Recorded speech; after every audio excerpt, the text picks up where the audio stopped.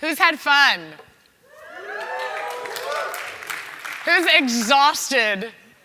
I think that, is this on? Yeah. I think that we need to make some clarifications, Linda, to start with. How many of you actually think that Linda is married to Juan Pablo Capello? Okay. Juan Pablo was checking his Twitter feed, and I needed to get his attention, so I said, Juan Pablo, my husband actually said, and we're going to try to keep this classy so I won't repeat it, but some people thought I said Juan Pablo, comma, my husband, comma, so just, Fernando thought we should clarify. So another clarification which you'll have to make at some point also is that, yes, Reid Hoffman asked you to marry, but his wife was next to you, so it was a proposal with his wife right next to him. So probably too much tequila milagro. It was flowing at a higher actually, pace. is Mike Ahern in the room? Our board members now propose marriage, and it actually started with Mike Ahern in Egypt. Though Reid took it one step forward, and with his wife there, did get one down on one knee, which I appreciated, but that was board membership. So Matt Brown, who emceed yesterday, whose wife is a jewelry designer, took it one step forward and came with rings. But right, so we had about 45 seconds to prepare this, and Linda and myself. I think that we want to talk about what we ask the rest of the team also to prepare is that we want to talk about what we define as the Endeavor experience. The first time I met Linda, 6.5 years ago, a friend, Cesar Perez, who was the managing director of Endeavor Mexico, asked me to take the job. Pedro Aspe, the chairman, said that you should be the next MD, but the headhunter will do the interview process, and you're going to have to get the interview with the board members and with Linda. So they hired Rene Fernandez, who was the head of Heydrich and Struggles, to do this interviewing process. And they called me and said, you have to be at the offices of Heydrich to meet Linda. So I walk into the room, and Linda was sitting, and then Rene comes in and starts talking and says, hi, Linda, I'm Rene. I'm here for the interview. I was in McKinsey before, I head of Endeavor, I love Endeavor. Then I started 3 companies and I sold them. Now I'm the head of Heydrich and Struggles in Mexico, and Linda says, stop, you're hired. You're definitely the MD, the best MD. And then Rene says, no, I'm coordinating the interview. This is Fernando Fabre, and then Linda's like, oh, okay, so what have you done? No? So that's how we met, and then... I have a different recollection. No, you offer the job to Rene Fernandez. By the way, I think he's expecting a letter or an offer or somewhere. Then about a year ago, Linda told me that she invited me to join her team here in the US. And I think that the first thing I said is I would love to, but I'm just not sure that I'm ready to come into New York. It's a life-changing event, me, my wife, my daughter, and everything. So Linda said, okay, no problem. She went and talked to her board members, Joanna Reese, this is in California, Mike Ahern, I can't remember other Wences, and she told them something like, so Fernando wants to come to work for us at New York. Why don't you ask him? And Joanna Reese came to me and said, so what makes you think that you can come and work with us, or what do you have that's good enough to work for us in New York? So if the board members are asking you that question, you have to tell them, because I think I can, because I think I'm capable. So you actually convinced me by telling the board member that I accepted, and they came to me very. So that was our second interesting meeting. Now, so for the last 4 months. By the way, that's how we got our first Global Advisor board members too. I had stalked. I believe that stalking is a great startup strategy. I often am quoted on this. And I saw Peter Brook, who was the founding father of international venture capital. And I realized that we needed someone like that to have credibility. So I literally stalked him after a Harvard Business School interview outside the men's bathroom. And he was so taken aback that he didn't know what to do. I gave him my card and said, look, I'm starting an organization about entrepreneurship, about emerging markets. You really have to get involved.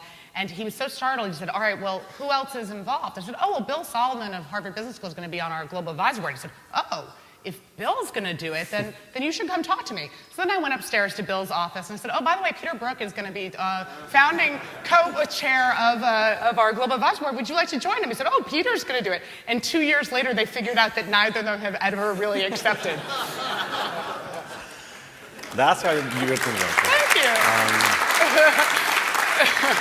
Anyway, so 4 months ago, I joined the team. I'm thrilled, I'm incredibly happy, but a lot of people have asked me, what the hell is the president of Endeavor? What's that position? No? So let me tell you just a little bit of what I've been doing, something I really believe in. So first off, we've been in operation for almost 14 years. We have operations meaning full-time hired staff in over 30 offices in 15 countries around the world. We have about 200 staff members hired. We're supporting around 400 Endeavor entrepreneurs, revenues of around $4 billion, 200,000 jobs. And that's been the last 14 years. Now, the magic of compounding, in the next 5 years, we're going to have we're going to double that. So to just out of compounding, in the next 5 years, we're going to be in 60 offices, around 25 countries, 26 countries actually, I think, around the world. We're going to add another 400 Endeavor entrepreneurs within the next 5 years. You're going to have revenues of around 12, maybe $13 billion, about 400,000 jobs.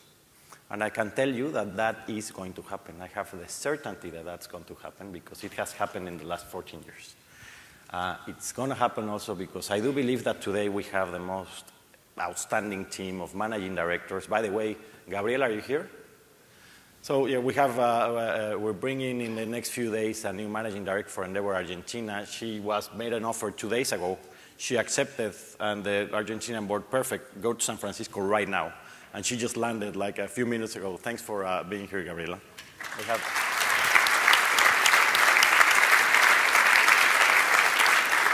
So it's an extraordinary team. We have an extraordinary team here in the U.S. Just in the U.S. alone, we have 34 people working here. I don't know if we have everybody right here, but Dave Geary, head of partnerships. I don't know if he's here. David Wachtel, head of Marcom. Walt Mayo, head of new country expansion. All of them, by the way, masterminded a large part of the summit. Larry Brooks in finance. So we have an extraordinary team. Make no mistake that when I tell you in the next 5 years we're going to double the impact that we've had in 14 years, it's going to happen. So I did not accept Linda's offer because of that, because that's going to happen with or without. What we have been talking in the last more than 4 months, probably for a year, is let's look at Endeavor differently and let's look at what is this promise or this value proposition that we're making you, the entrepreneurs. What is the Endeavor experience that we're offering from the first time that a staff member or an MD talks to you and tells you you should come to Endeavor, to the moment you are in the process of selection in the ISP, and then moving on through services. What is that Endeavor experience? I'm pretty sure that we have one. It's just that everybody has a little bit different story of that experience. But it goes something like this. We have been making you a promise of access to a network of the smartest, brightest business minds in the world, which is absolutely true, right? What does access mean? I think what we have to work on a lot harder, and where my attention is on developing a platform, a systemic standardized platform that gives you useful access to that network of business minds. That is the challenge that I think we're looking forward. All of the managing directors and the cabinet and myself are full-time focusing, or not full-time because we have to do other things, but a lot of our time is spent defining precisely what that platform is of entrepreneur services that we want to make that offer. So the way I see this is that I work for you. I have 350 or 400 bosses, plus Linda. He bosses me around. This is not true. Those that know me from Mexico for the last 6 years, we have a few entrepreneurs here. They can tell you, I work for you, for the entrepreneurs. I admire no one more than you as the entrepreneurs. So, Linda, I don't work for you. I work for the entrepreneur. I'm just kidding. That's why I hired you. That's why. The good thing with Linda and myself, we get along because I think both of us have very thick skin. And we actually like to push the envelope a little bit. We like to play on the edge, so I think that we get along.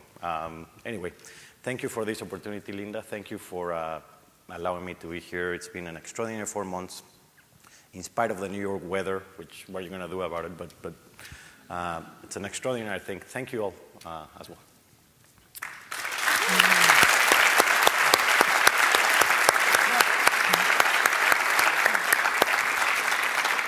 I want to have one comment about Fernando, and then I want to tell you what I'm doing, since he continually tells me that though I'm still CEO, I have no job anymore. So I want to tell you what my new role is.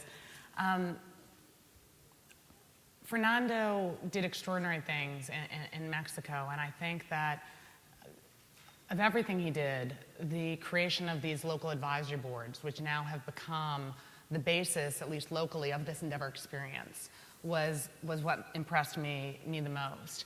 And I think that combined with we're getting a lot more data-oriented. You saw a lot of the awards were based on data. We hope the competitive juices get flowing.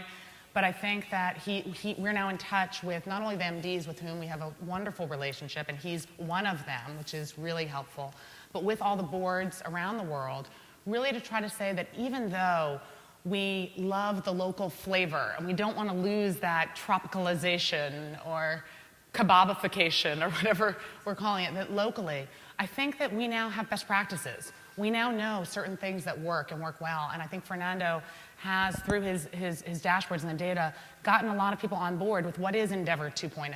And we are purposely calling it Endeavor 2.0, so there's still room for Endeavor 3.0 and 4.0. But for right now, it is about back to the basics, and really the core is really about the high-impact entrepreneurs. So his line is open, and that is what he is focused on. And since I'm out of the day-to-day operations, I also get to focus more time on you guys. I mean, I had 40 one-on-one or one-on-three, depending on how many entrepreneurs, office hour meetings with all of you. Nothing gives me more pleasure. This is why I do what I do. It is you. And so that is part of my commitment, to be able to personally spend more time with you. I was very excited that the people I met, I didn't overlap one connection. So I have a lot of, this is how my brain thinks. I'm like, who can I connect them with? And there was not, and this is a tribute to how Endeavor has grown, there was not one overlap in the connections I promised, which is a good thing, because now I can not overwhelm people. And Catherine, of course. And Catherine's incredible. So, but here's the other thing I'm going to be focusing on with Bailey Blair, who's joining us after graduating from HBS. I stalked Bailey for years too, and finally got her to join me on the Endeavor sustainability team. Because my dream, I remember 4 years ago, sitting down on a stool. I know one Nushwander was there, he's here, and many of you were there, and I said the truth. What I said was, I spend my days hoping that I can inch each of you with your big dreams a little bit closer to those dreams. And what I asked in return is that you all can help me inch a little closer to my dream. And when I said then, it's still the same dream. I mean, beyond Endeavor becoming the leader of the high-impact entrepreneurship movement and proving high-impact entrepreneurship as the best force for sustainable economic development, that's the mission. But for me, I've always had a secondary mission, which is to create a scalable, sustainable, nonprofit organization of the world-class talent that is of, by, and for entrepreneurs. So scalable, sustainable, self-sustaining, world-class talent of, by, and for entrepreneurs. And when I look 4 years ago and where we've come today, that journey, we are halfway there. So many of you have joined the boards of your local offices, or will in the coming years. So many of you had joined the Entrepreneur Give Back program. And I couldn't be more excited to help think of, and we're having some very creative ideas, including with Reid Hoffman, who you'll hear from next, about ways that can be mission-driven, pro-entrepreneur, market-oriented solutions to have Endeavor become one of the few organizations in the world that can truly be sustained largely by the people that it supports. That is an exciting thing. We are on a journey together. I'm so excited to do it in a way that helps you all scale. But I've said my commitment to you is that Endeavor will always be focused on you. We're a learning organization. You can always come to us when we're not owning up to that promise. But in return, we fail unless we create an organization completely of, by, and for entrepreneurs. So I want to thank you for where we were 4 years ago to where we are today. And 4 years from now, I hope we can declare the journey finished. We will still have other things to do, but I want to be fully self-sustaining. I think we can get there. And we have new ideas that I'll talk a little bit about, leveraged on the entrepreneur give back and the entrepreneur success. But I couldn't be more excited about this new challenge. So thank you guys, and you really are the heart and soul of this organization. So.